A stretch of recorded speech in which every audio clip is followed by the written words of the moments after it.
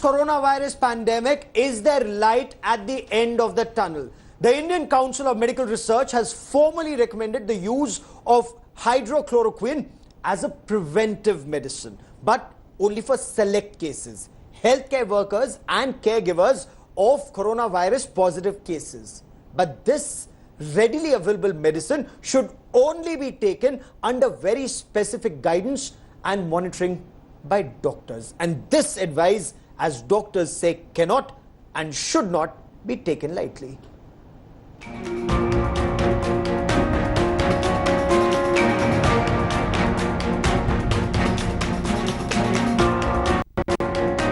As the coronavirus pandemic spreads in India and as the hunt for treatments shifts into top gear, the new week brought with it a major development. The Indian Council of Medical Research today has formally recommended the considered use of anti-malarial drug, hydroxychloroquine, for critical and high-risk COVID-19 patients. In India, the use of the drug was first seen earlier this month in Jaipur at the Savai Mansingh College and Hospital, where a pair of Italian patients showed remarkable signs of recovery after being administered a combination of drugs, including the anti-malarial. In his first comment since the line of treatment received official endorsement by the government today, the doctor who led its use had this to say on India Today.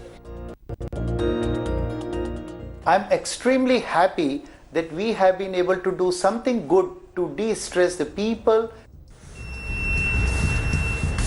To be sure, the use of the anti-malarial drug isn't confined to India. Last week, US President grabbed headlines for declaring in public that the anti-malarial drug could be a game changer. As the number of cases swell in India, the need to sharpen lines of treatment have become critical. Dr. Bhandari believes the anti-malarial therapy could hold key. We have ourselves seen, although it is a very small number of patients, but we have been using 3 patients have already become corona negative. Our next 11 patients are also on this drug and they have been tolerating it well. We believe that if such good response comes, it may prove to be a game changer. It requires little more longer and bigger trials. The recommendation from India's ICMR joins international interest in seeing if the drug can lead to a broader cure. From the US to China to Australia and Israel, hydroxychloroquine is being regarded with elevated interest. Trials and case studies so far show the oral prescription drug administered either alone or in combination with other drugs have established clinical and virological benefit, with improvement seen in upper respiratory tract. These drugs have so far only been recommended for high-risk individuals with comorbidities. But for viewers watching, please remember, such drugs are only for doctors to prescribe and administer, and not ever for self-medication.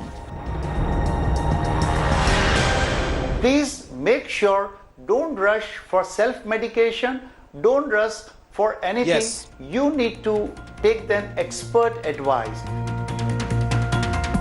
Doctors and laboratories around the world are now shifting into maximum speed to lock down what kills the novel coronavirus.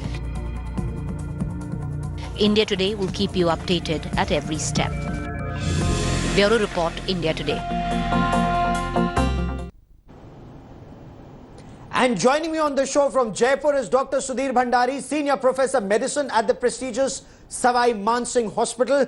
Dr. Bhandari, the ICMR has given a green light to the use of chloroquine in select cases. Is this preventive or for those who've already tested positive? Now, Gaurav, first of all, is a sense of great delight that we used it drugs long before and they are quite okay now. They have been established literature of these drugs being effective for the treatment of viral infections. In fact, when last week of February, when we got the first 3 patients of corona, we checked up the literature. We knew that chloroquine has antiviral effect. We very scientifically chose the very significantly symptomatic patients for chloroquine treatment. We gave chloroquine along with the antiviral drug, because these patients are very symptomatic, and to great sense of relief that these patients started responding very well. They were better over the period of time, and in a week or 10 days all the 3 patients of corona became corona negative. But this medicine, doctor, though it's readily available, it can only be taken when advised by a doctor and under medical supervision only? You are absolutely correct that no drug should be taken without medical supervision, and this is absolutely must for this kind of viral disease and these kind of drugs. The medical supervision and a must means must, because we have to see if at all any side effects, we have to monitor how the drug is behaving, and we need to be very careful about it. Fortunately, we have immense experience of using chloroquine. We have used in past also, and there is adequate literature available that it has an antiviral drug. Now, the difference between chloroquine and hydroxychloroquine, which is being talked about so much, is that hydroxychloroquine is 40 to 50% less toxic. Practically, the side effects of hydroxychloroquine in the doses which are going to be used is minimal. Fair enough. Sir, you spoke of side effects. What are the side effects that one needs to be careful about? First of all, I must tell you, Gaurav, that these are reasonably safe medications. Every medicine has a side effect. For the duration for which we have been using is a very small duration. It has to be monitored closely when we give this drug to a patient, and we have long experience of using chloroquine and hydroxychloroquine. Here I must share a fact with you. Hydroxychloroquine is so safe that it is a commonly used drug in rheumatoid arthritis and collagen disease, and it is believed that toxicity of hydroxychloroquine on heart or the eyes comes after cumulatively you use this drug more than 1 kg over 7 to 10 years. So hydroxychloroquine, if used in a doses which we have planned for this antiviral effect for 1 week or 10 days, they are reasonably safe. As on today also, we are using this drug in 7 patients, and we have been monitoring on day-to-day basis any side effects which we have not come across. But every time I would tell you, bottom line is that all these drugs have to be given under total medical supervision. Dr. Bhandari, what is your advice to those who are watching our show and those who may think that they can go out once again tomorrow thinking there is chloroquine as a fallback option? One of the very important questions you asked, we are ready to enter in stage 3. So before I talk about treatment, I must strongly say that this is a time we need to prevent interpersonal spread and the community spread. It is absolutely must that we should have lockdown totally. We should learn from Italy and other countries that how lockdown has to be enforced, and if we enforce lockdown, it is a moral responsibility of each one of us to stay confined to the home to prevent the spread. Fair enough, Dr. Bhandari. For the moment, many thanks for joining us. There is a ray of hope, but this medicine can only be taken under expert medical guidance. Now, why is it that we are stressing on staying home to stay alive, to stay safe? Because there are those, despite their education, they are not maintaining social distance. They're coming out in groups, and they're celebrating. What are they celebrating? There is no dearth of people who are flouting doctors' advice, and in some cases, even police orders.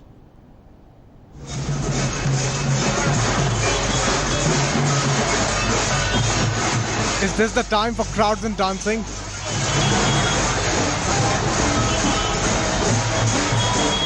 Have these people lost their minds? Do they not care about your life and their own? An absolute shame. Ordered to stay home as a people's gesture before a lockdown. This is how thousands of Indian citizens reacted. At a time when breaking community transmission of COVID-19 is maximum critical, these images tantamount to murder across the country. Make no mistake, viewer, this is a fight that leaves no space for nice guys. This is about your life, the lives of your kids, the lives of your aging parents. And that means that people are violating rules, showing open ignorance, and flouting social distancing guidelines are a direct threat to you. They are India's corona villains. Day one of the Indian lockdown began with these infuriating pictures of the Indian citizens blatantly flouting strictures. Not only have they made the work of police more difficult, but demonstrated how even the fear of deaths isn't enough to teach people to stay home. In Chennai, a city of millions, and also one of the locations under official lockdown, it's a shocking case of business as usual.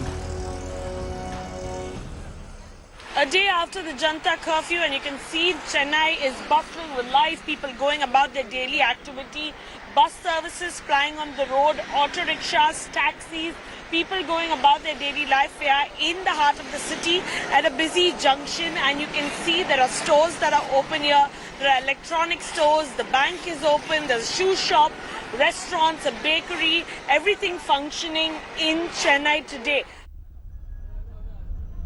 In some of the most shocking images, far from staying put in their homes and exercising social distancing, thousands of workers have marched into railway stations and highways in Mumbai and Pune in an attempt to leave. A terrifying thought, considering that Maharashtra already has the single highest number of cases. And crowds like these could take the virus into the villages. But viral stupidity, villainy and idiocy is an Indian trait. It's truly global. In Japan, totally slapping aside warnings and advisories, thousands split out of their homes in Tokyo to admire the country's iconic cherry blossoms.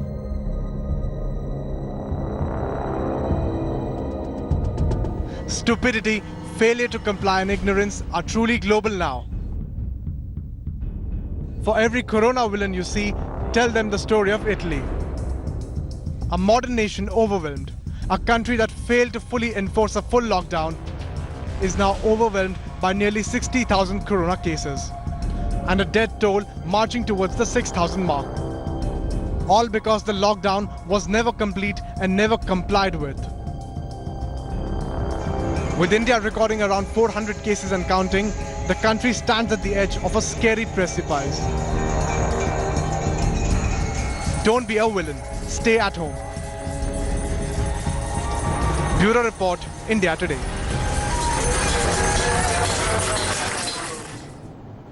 And let me now take you to China to get a perspective on how China dealt with this. Dr. Sanjeev Chaubey is the medical director at St. Michael's Hospital at Shanghai. Dr. Chaubey, many thanks for joining us here on India Today. Your advice, you've seen this up close and personal, the manner in which China dealt with coronavirus. What's the biggest lesson, sir? The biggest message from China that China is completely recovered and we are officially going to open like a normal day.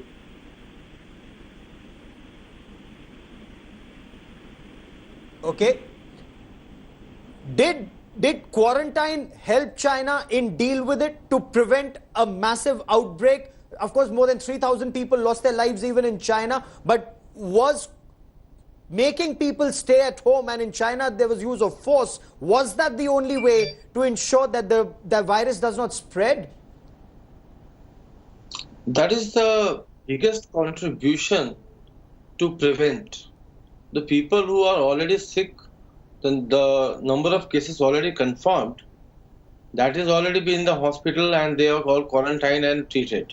But those who are not at all affected, those who are absolutely out of that, we advise them, the government advised for the isolation, complete isolation.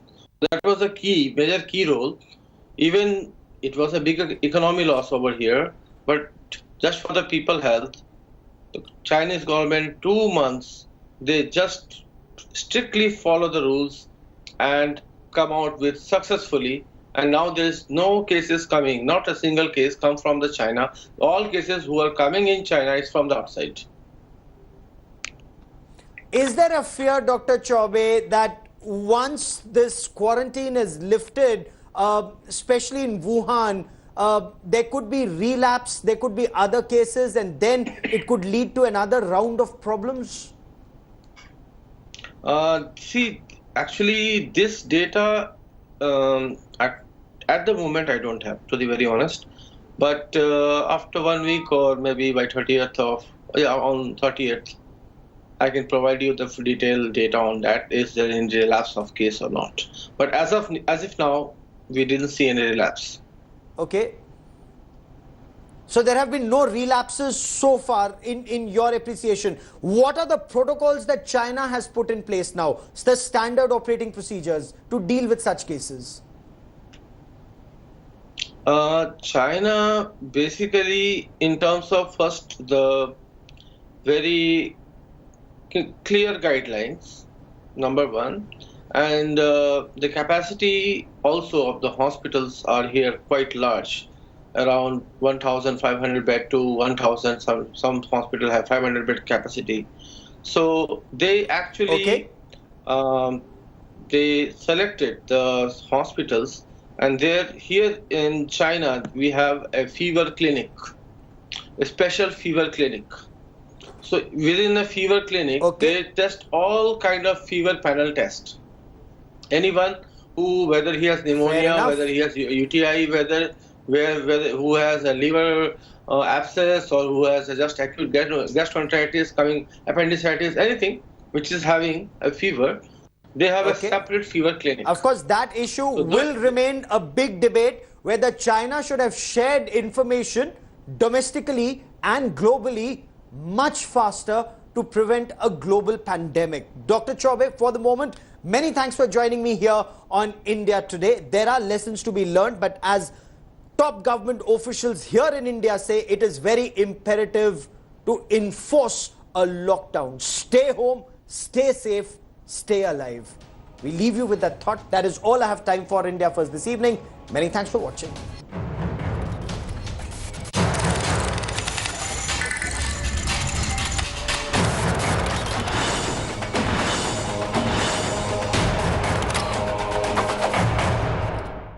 Hello everyone, this is Rahul Kamal here. Hope you enjoyed this video. For the latest news and analysis, like and subscribe the India Today YouTube channel, and don't forget to press the bell icon to stay updated.